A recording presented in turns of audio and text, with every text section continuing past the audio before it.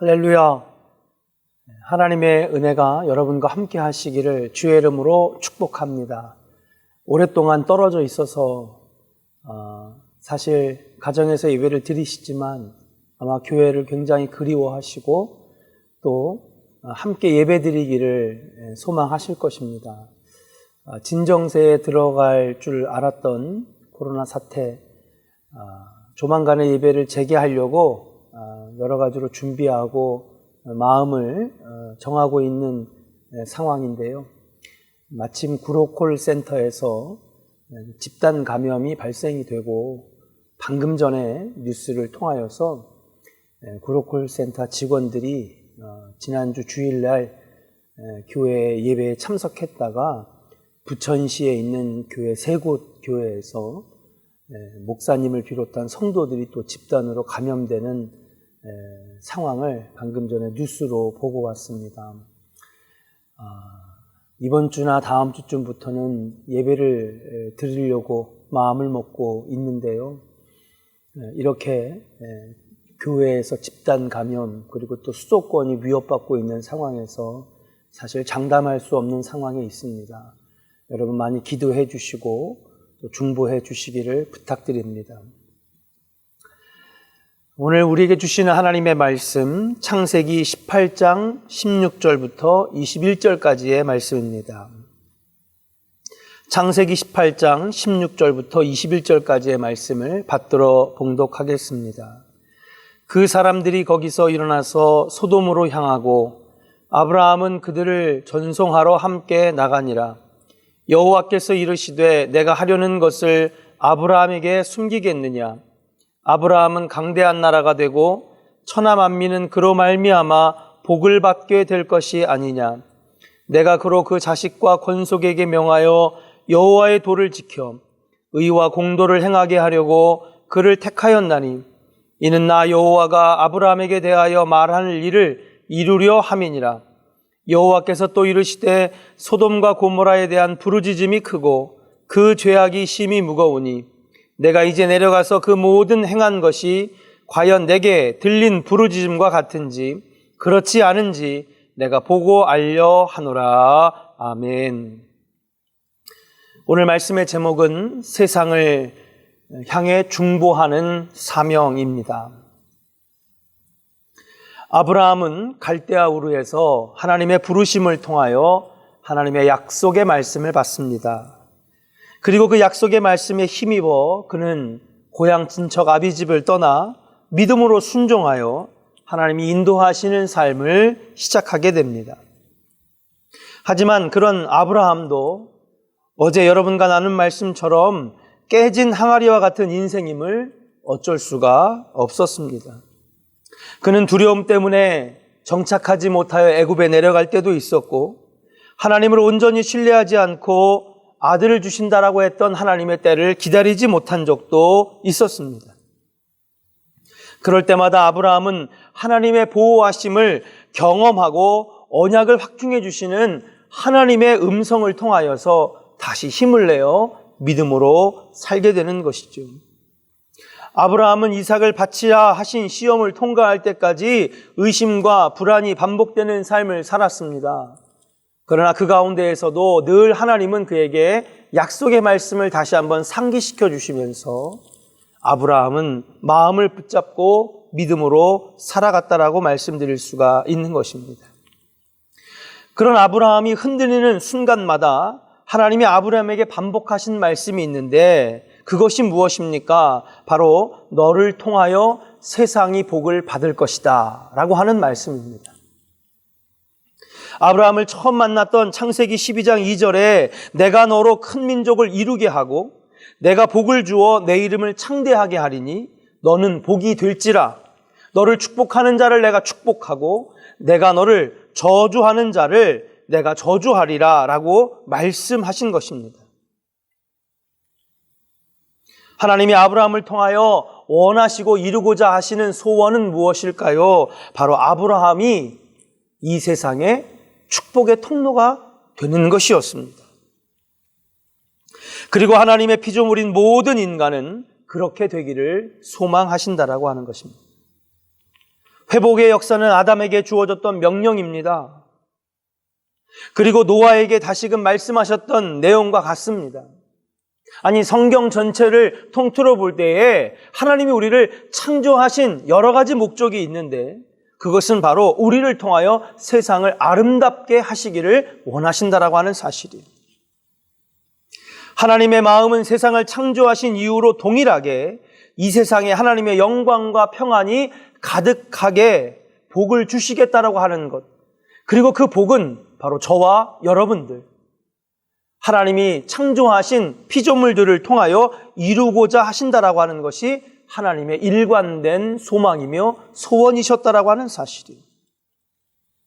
사랑하는 조은의 성도 여러분, 오늘 저와 여러분들이 아브라함과 같이 축복의 통로로 이 세상을 아름답고 선하게 만드는 하나님의 복된 자녀들이 되시기를 주의 이름으로 간절히 축원합니다. 오늘 본문 말씀으로 돌아가 보면 이 말씀의 내용은 하나님의 약속의 재확인과 소돔과 고모라에 대한 심판이 함께 선언되는 장면입니다. 하나님은 아브라함에게 내 조카 롯이 있는 소돔과 고모라를 심판하시겠다라고 말씀하십니다. 그리고 아브라함의 마음이 어떤지를 살펴보셨습니다. 왜냐하면 아브라함의 끊임없이 오랫동안 하나님께서 내가 아브라함 너를 선택한 이유는 너를 통하여 세상이 복을 받게 되기를 원한다라고 하는 것을 늘 그에게 말씀하셨기 때문입니다.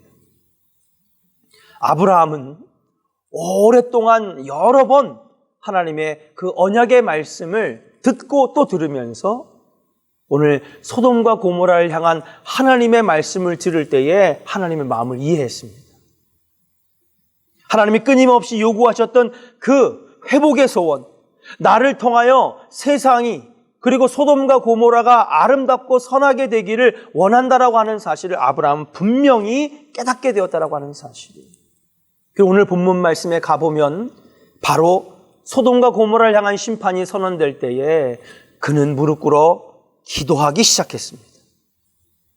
이미 세상을 회복시킬 통로로서의 사명을 수없이 들었던 아브라함이 세상을 위하여 중보하기 시작한 것이라고 말씀드릴 수 있는 것입니다. 아브라함은 하나님 앞에서 6번이나 간구했습니다. 하나님 앞에 간구한 것이지만 사실은 6번이나 계획을 바꾸면서 그는 자신이 이 세상을 아름답게 소돔과 고모라가 정화되기를 위하여 끊임없이 중보했다라고 하는 사실이에요. 하나님은 아브라함에게 주신 사명을 오늘 우리에게도 동일하게 주시는 줄로 믿습니다. 우리가 믿음이 자라 세상을 위하여 중보하는 사명을 감당하고 아브라함처럼 노아처럼 이삭처럼 바로 우리도 결국에는 복의 통로가 되기를 원하신다라고 하는 사실인 줄로 믿습니다. 이것이 바로 오늘 본문에서 우리가 깨달아야 할 우리의 사명이며 신앙의 정체성이라고 하는 사실입니다. 진정한 하나님의 사람이라면, 진실한 믿음의 사람이라면 우리를 통하여 세상이 아름다워져야 됩니다. 우리를 통하여 세상이 복을 받아야 될 줄로 믿습니다. 교회 때문에 여러분 세상이 행복해져야 되는 것인 줄로 믿습니다. 그런 면에서 비춰볼 때에 신천지는 가짜입니다. 왜냐하면 그들을 통하여 세상이 복을 받는 것이 아니라 말로는 하나님의 사람, 우리가 진짜 신자라고 얘기하는 그들 때문에 지금 세상이 고통받고 신음하고 있다라고 하는 사실이에요. 그런 그들을 진짜 신자라고 말할 수 없는 것입니다. 그들이 이단이고 그들이 가짜라고 말씀드릴 수 있습니다. 그들은 하나님을 제대로 믿고 있다고 말할 수가 없습니다. 하나님의 영광과 평안으로 세상을 가득 채운 복의 통로가 되기 위해서는 아브라함과 같은 신앙의 모습이 있어야 될 줄로 믿습니다. 안 되고 힘들고 어려운 과정이지만 그래도 계속해서 포기하지 아니하고 세상을 위하여 중보하고 기도해야 된다라고 하는 사실인 줄로 믿습니다.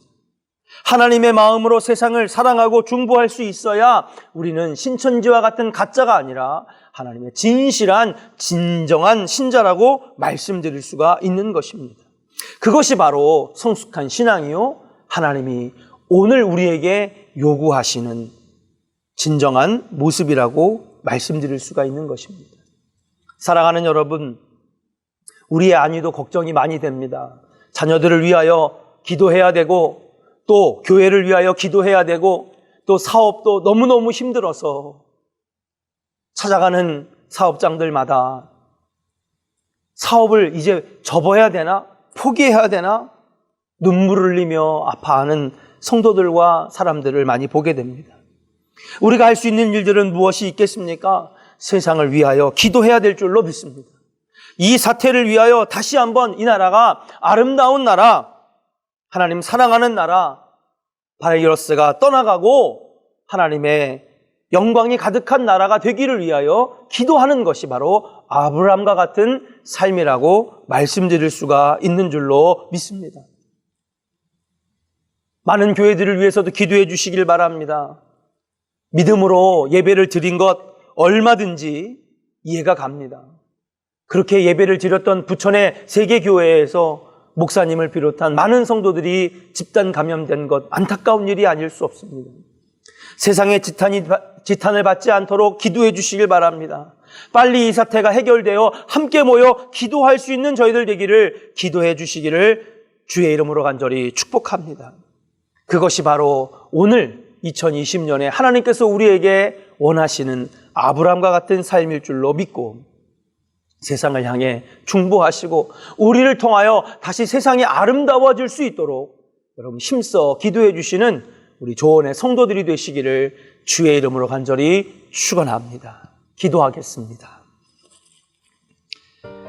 세상의 회복을 이루어 가시는 전능하신 하나님, 우리를 통하여 회복의 역사를 이루시고 우리를 축복의 통로 삼아 주시니 감사를 드립니다. 하나님, 그러나 우리의 힘이 너무나 연약합니다. 하나님, 우리가 너무나 부족합니다.